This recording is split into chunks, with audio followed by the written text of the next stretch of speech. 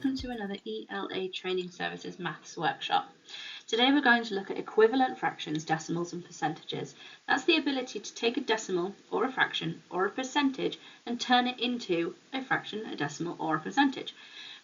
We need to understand the common fractions and the equivalence between the two, and we also need to be able to do this in an exam-based scenario. So let's have a look at this first. To introduce us to the concept, these are fractions, decimals and percentages.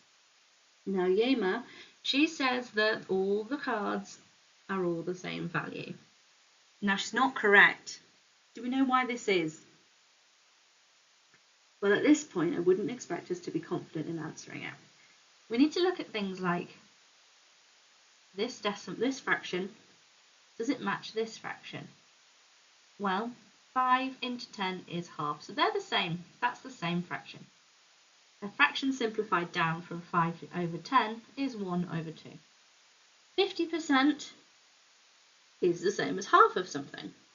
Here, however, this is not 50%. This is actually 5%. 50% as a decimal is 0.5. It's half of 1, 0.5. So unfortunately, we're not correct. They're not all the same value. Fractions. Remember, fractions is a part of a whole. The bottom part of a fraction, the denominator, shows us the amount you have in total. Now we know that there are 1, 2, 3, 4, 5 lines and 1, 2, 3, 4, 5 rows of 10 squares. I can tell you that there are 100 squares in this checkered square. Now the red lines represent blocks of 10 squares. So if we have 5 of those, that must be 5 times 10 is 50. If you were to simplify that down, how else could you say that? Well, we could divide them both by 10 to make it 5 over 10, or, as we saw from the first screen, that's the same as 1 over 2. So what fraction does the coloured part represent? It represents a half. If we then look at a difference, we're seeing the same 100 squares, but this time we haven't got the same amount of red squares coloured in. So we know that the denominator is 100, but the numerator is not the same as before. This time we must count the squares. So if I change my colour of pen, we should be able to see that there are 1, 2, 3, 4, 5, 6, 7, 8, 9, 10, 11, 12. Or again, remember that this one coloured in stripe represents 10 squares. 10 plus 2 is 12. So our numerator, the top number, the number that we want to focus on, is 12 over the whole amount that we have, which is 100. What are the equivalent fractions for this answer? So again, let's see if we can simplify this down. So 12 over 100, if we divide both of them by 2, 12 divided by 2 is 6, and 100 divided by 2 is 50. Can we simplify that again? Well, let's do the same thing. So 6 divided by 2 is 3, and 50 divided by 2 is 25. Can we do this again? No, that's the best we're going to get. But simplified down, the answer is 3 over 25. So what fraction therefore is this? Again, remember the denominator is 100, but this time we have how many squares coloured in? 1, 2, 3, 4, 5. So it's 5 over 100. Can we simplify that fraction down? Well, we can. We can divide 5 by 5 to get 1, and we can divide 100 by 5 to get 20. It's 1/20th. Can we divide that down any further? No, we can't divide it any further to keep whole numbers in, and fractions must always be a whole number over a whole number. So let's look at some of these examples where they've been converted for us. Is 1/2 the same as 50%? Well, we've already worked out previously that it is, so that's good. Is 1/10 the same as 0.01? Remember, when you're looking at place value, this is your units, this is your tens, this is your hundreds, and it goes backwards, doesn't it? So that's tens there, that's hundreds there. You had numbers in these two slots. So it's not a tenth, it's 1/100th. Okay. Let's work out again. 1/3, is that the same as 30%? So percent means part of 100. So 100 divided by, putting it into 3 slices. Now, you may need a calculator to work this out exactly, but I know that 100 divided by 3 is 33.33 recurring. So 1/3 is not the same as 30%. And lastly is 0.4 the same as 2/5. Expand it out. How do we get from 5 to 100? We times it by 4. How do we get from 4 to this number that's the same? 2, to this number, we times it by 4. So it works out that that is the same as 8/100. And 8/100 is the same as 0.4. See? Try these ones on your own. You can pause the video here.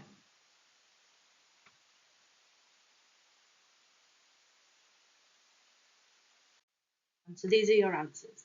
1/4 is 0.25, 7/10 is the same as 70%, 1/8 is the same as 12.5%, but 63% is not 6.3.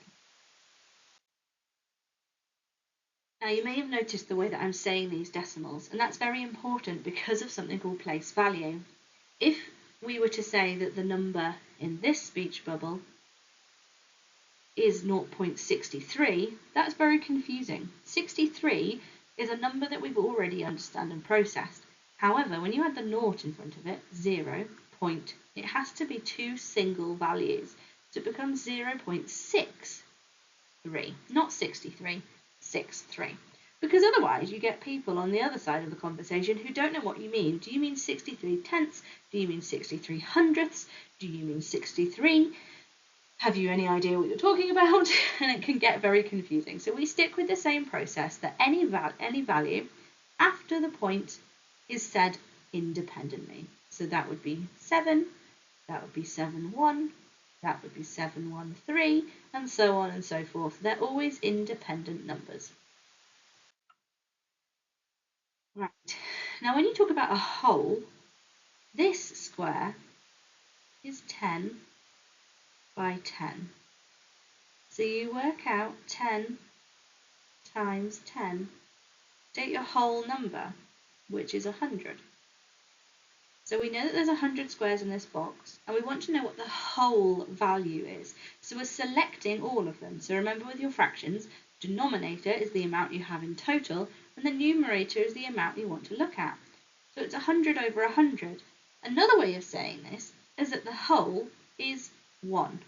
If I have 100 parts of 100 pieces, I have one whole thing. I'm not missing anything.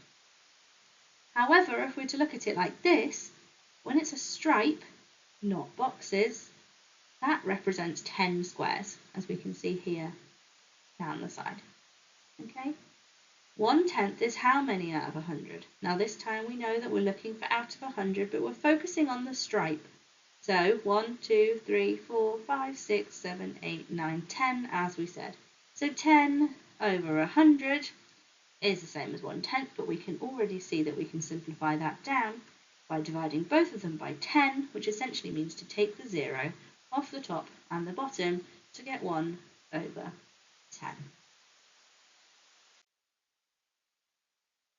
Okay, now if you're ever given decimals that are a whole number before the point and 2 numbers or more after, what that's reflecting is that here we have one whole, here we have one whole, but here we have a fraction or a percentage of a whole shape. So this would look like 2, because there are 2 wholes, point however many of these there are. So we know that there's 1, 2, 3, 4 stripes. So we know that that's 4. And then we know that we've got 1, 2, 3 individual cubes. So it looks like 2.43. And we would say that, 2.43. So when you have a whole, it sits on this side of the decimal point. And when you have fractions of a whole or parts of a whole, it sits on the other side of the decimal point. So, as you can see, when we look at place value, we already know from our columns of adding and subtracting that there are hundreds columns, tens columns, one columns. But past the decimal point, there's tenths, hundredths, and thousandths, which is a very tricky word to try and say, which is why we don't refer to it as tenths, hundredths, and thousandths. Instead, we refer to it as the volume that it is. So it might be 2, 7, 1, and it might be 12.271. By saying it in that way, what we do is we give pointers to show people the columns verbally that they fall into. So for example, can we put these in the column? Well, let's start with 1.18. So there's 1 in the tens, 1 in the tenths, and 8 in the hundredths. Yeah? Let's try this one. Again, there's nothing in the ones this time, but we have to put the 0 there because that's the rules of maths. There's 1/10, 8/100th, and 2 thousandths, or 0.182. Can you fill the rest in for me?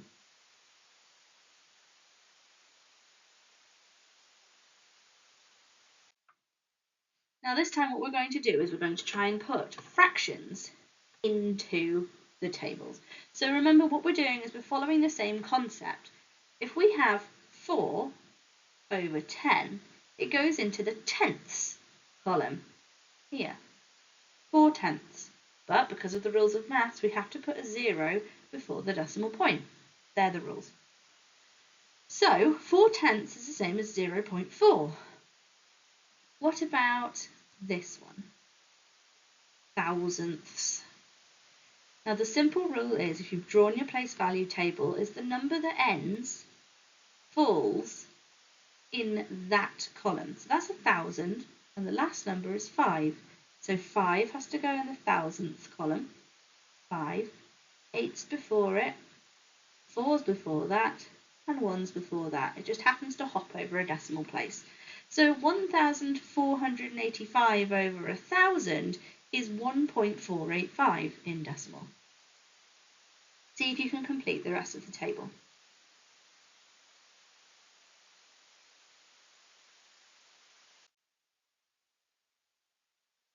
Right, we're going to try and pop these now onto a number line.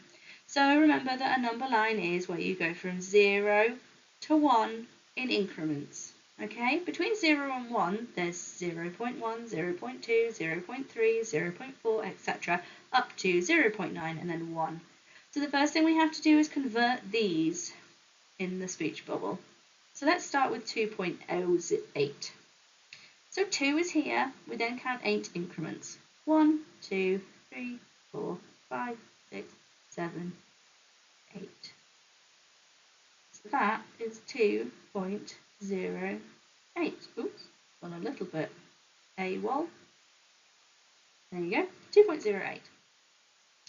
For other times when we have to translate into the fractions, remember about putting it in your place value table. So remember, tens, units, decimal, hundredths, tenths, hundredths, thousands. So we're in the hundredths because it's out of 100. So the last number is 5 under the hundredths column. And the number under the tenths column is 7 point, decimal point, and a 0 before because they're the rules. So 0.75 falls here in this part of the number line, but again we have to count 7. 1, 2, 3, 4, 5, 6, 7 and a half means it's approximately there. Now, in a real exam condition, you'd have a ruler and you'd have the ability to write these things on quite clearly and label them clearly. So there, oopsie, is your 0.75 on your number line. Now try and convert the rest and put them on the number line.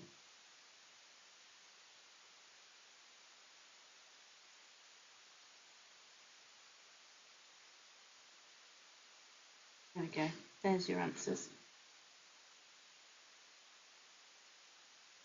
So if I just clear the ink, there's your answers. Did you have the same thing? Remember as well, in the exam you have plenty of time. If you need to draw the place value table out, just draw the place value table out. There's no shame, no one else is going to see it. And remember, for all your exams, we're treating the examiner like they don't know what they're doing. So the clearer you can make it, the more chance you have of getting points. Even if on the day your brain has a moment and you put the wrong number down, like an 8 instead of a 7, because you've laid it out step by step, the examiner can see what you've done and you do get credit for the process. Here she is, Yema again. She's stuck on a question now and she'd like to know which of those is the largest number, 0.78 or 0.078, sorry, or 0.14. She wants to know which is bigger. She claims that 78 is bigger than 14, so 0.078 must be bigger than 0.14. With decimals, the first step is to always make them the same amount of values after the decimal place. So here we have a decimal place of 1, 2, 3. But here we only have a decimal place of 1, 2. So let's add the third one in. Now, because we don't know, we haven't been given any indication as to what this number is, we're going to make the assumption that it's actually just a 0. This way we've got the same amount of values that we're comparing. Now, yes, Yema's correct, 78 is bigger than 14, but actually that's not the numbers we're looking at. If you ignore the naught and the decimal place, we're looking at 78 compared to 140. So 140 is bigger than 78, which must mean that she's wrong. Sorry, Yema. And this is how you would explain it. You would just say that 0.078 is the same as 78 over tens, hundredths, thousands, 1, 2, 3, whereas 0.14 is the same as 140 over 1,000, or 14 over 100. That is the 4. I'll get used to my handwriting. Okay, so remember, make it easy for yourself. If you have 3 decimal points on one question, add the third decimal point to the second question and always make the assumption that it's a 0. Always fill in the gap with a 0.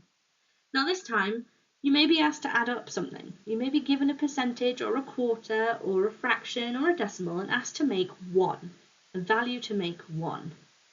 So for example, you may be given 40%, 1/10, and 0.5. Now we know that these are all different values, and what we can do is we can either convert everything into percentages, everything into fractions, or everything into decimals. And to be honest, there's no right or way about it. It's just whichever you think is easier for you. Now for me, it's easier to convert everything into fractions. So I know that 1 over 10 and 4 over 10 are not the same.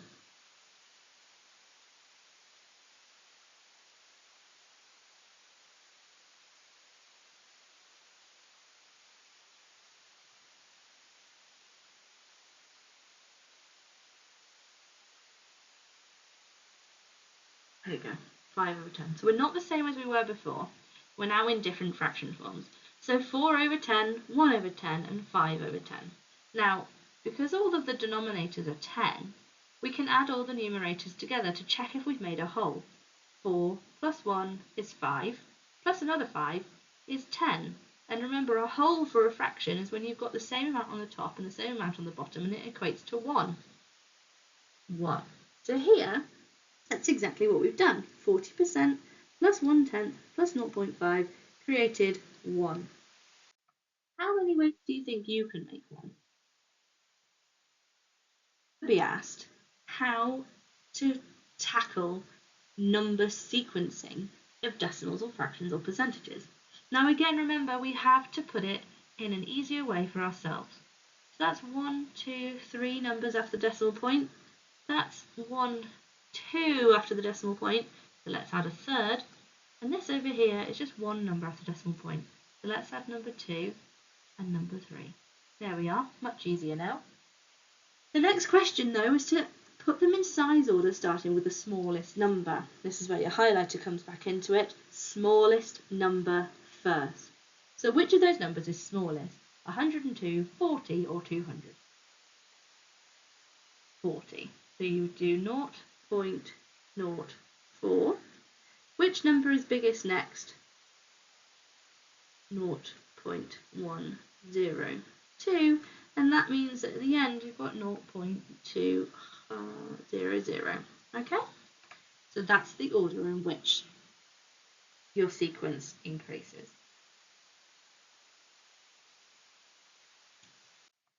Let's convert a percentage into a fraction. So remember, percentage just means out of 100. So there's your 100, your denominator, and we know that 60% is 60 of 100. The problem is it's asked for the simplest form. So how do we break that down? Now sometimes it's much easier to just do it in increments. I would start by halving it. So 30 is half of 60 and 50 is half of 100. I can half that again. 15 is half of 30 and 25 is half of 50. And you know that 5 is a common number that goes into the both. 5 goes into 15, 5, 10, 15 3 times, and 5 goes into 25, 5, 10, 15, 20, 25 5 times. So it's a step-by-step process, but we have eventually got down to 3 over 5, which is where I'm quite happy to leave it. Here's one to try on your own. Again, remember, you may be given a mix of different fractions, decimals and percentages that you have to then do something with, and in this case we need to compare. So let's start by translating them all into the same concept. It's probably easiest to turn everything into a fraction out of 100, because we already know that 46% is the same as 46 over 100. We're just going to ignore that percentage sign. So how do we get from 25 to 100? We times by 4. 100. How do we get to 14 times by 4? Well, let's do it bit by bit. 4 4s are 16. So I'll put the 6 there, and we'll just hover that one around. 4 1s are 4, but we've got 1 up here to add together. That's 56 over 100. 20 to 100 we times by 5. So that's 100. 13 times 5, 3 5s are 15. 1 floating about up there. 5 1s are 5, plus that 1 up there makes it 65. Now, all the ways when you have tenths or anything that ends in a 0, sometimes it's just easier to times it by 10. Now, luckily, a tenth to 100 is just timesing it by 10. So a tenth to 100 is times 10. 6 times 10 is 60. 60. So let's put that together. Now we have to compare all the things that we have. And what the question wants us to do is to list the subjects in order from best result to worst result. So best result must be the highest number out of 100. So we can already see that his English is his best result. English goes first. What's less than 65? 60. So art would go next. What's next? Maths. And lastly, public services.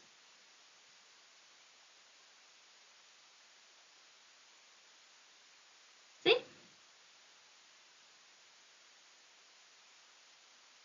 So by converting everything into a fraction out of 100, you've accidentally converting everything into percentages. So that's 56%, 65%, and 60%. So art comes after English, maths is third, and public services is the last. Public services, unfortunately, has nothing to do with the pub.